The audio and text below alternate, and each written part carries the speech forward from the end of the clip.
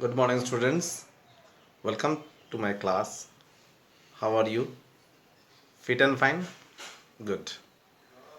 Today I am going to start class 10 mathematics, fundamental theorem of arithmetic. Now, what is the theorem? The theorem says that every composite number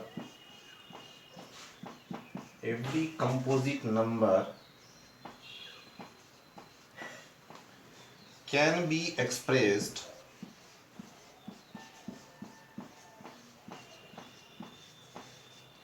as product of primes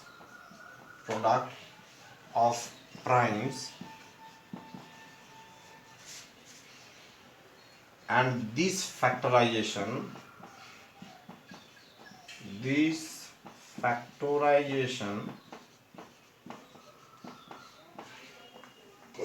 is unique apart from the order in which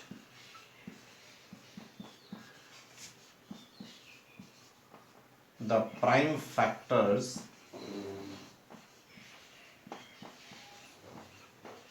occur. Every composite number can be expressed as product of prime factors, and this factorization is unique apart from the order in which the prime factors occur. So let me explain you. If we factorize any composite number, we'll get set of prime factors, and this set of prime factors is unique, means we will not get any other factor than those which are obtained from factorizing a composite number. That is why it is known as unique, means only those factors will appear every time we factorize the prime composite number, and this factorization is unique apart from the order in which they appear. We can write the prime factors in any order, like 2 into 5 or 5 into 3, 5 into 2. So let me give you one example. Take 210. 210 is a composite number. If we factorize 210, so we will get 2 into 305, that is 5 into 7. So 35, 105, 210.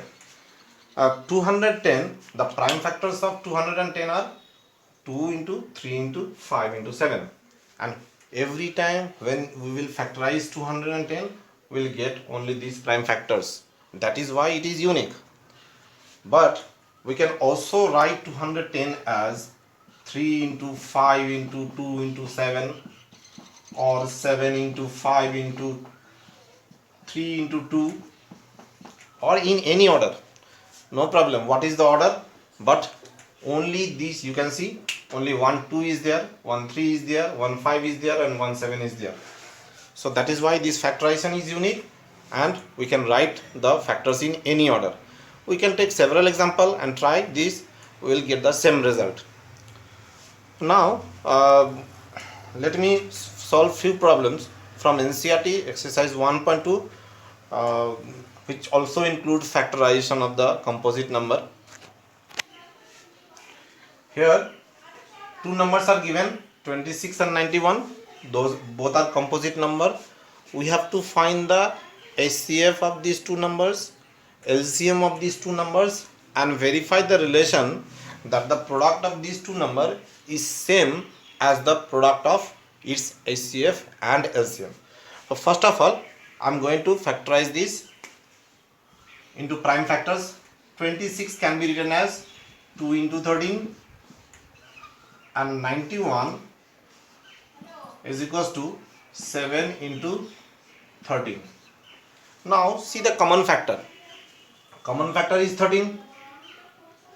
Therefore, we can say that HCF is equals to 13. Remember, HCF means only the common factors. And LCM, the least common multiples, what are they? So here we have one factor 2 and one factor 13. Here one factor is 7 and one factor is 13. 13 is already written there. So LCM is 2 into 13 into 7. So that will give 91, 182. 182. Therefore, we have got the HCF as 13 and LCM as 182. Now, let us verify the relation between the HCF and LCM and the product of the numbers.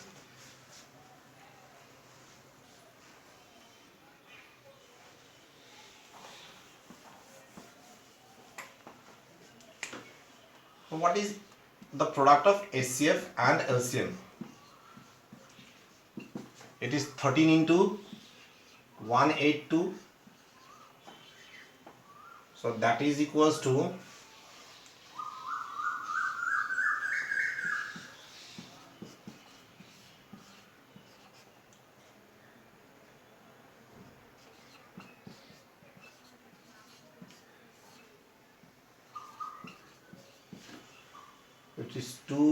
2366.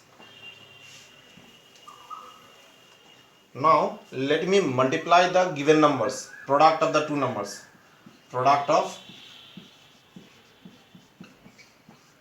26 and 91 is equals to 26 into 91.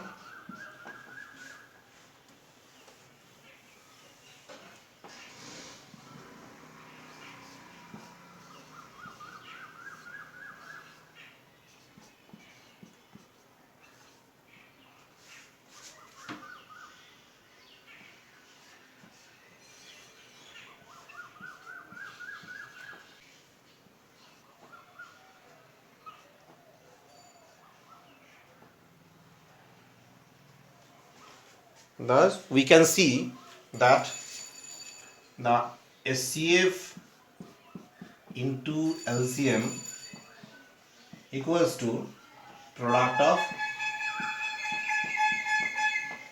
two numbers.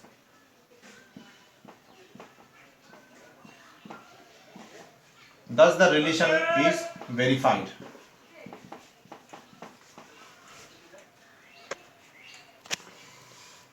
Note that this relation is not valid for three numbers. Okay, let me give you another problem from NCERT. Question number 4. It says that the HCF of 306 and 657 is 9. Then what is the LCM of these two numbers? Now, since the HCF is given, we can easily use the relation to find the LCM. HCF into LCM equals to product of two numbers. HCF is given there 9. LCM we don't know, we have to find. Product of two numbers means 306 and 657. So LCM is equals to 306 into 657 divided by 9. So 9 cars 30 is 3, 27, 36, 9 4 are 36. So that gives, after multiplication,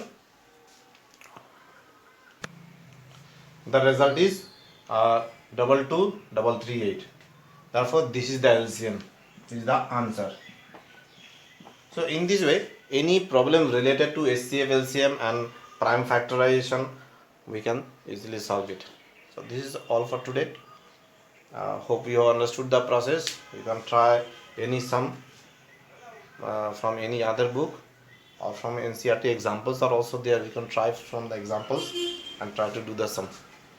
Okay, goodbye, see you.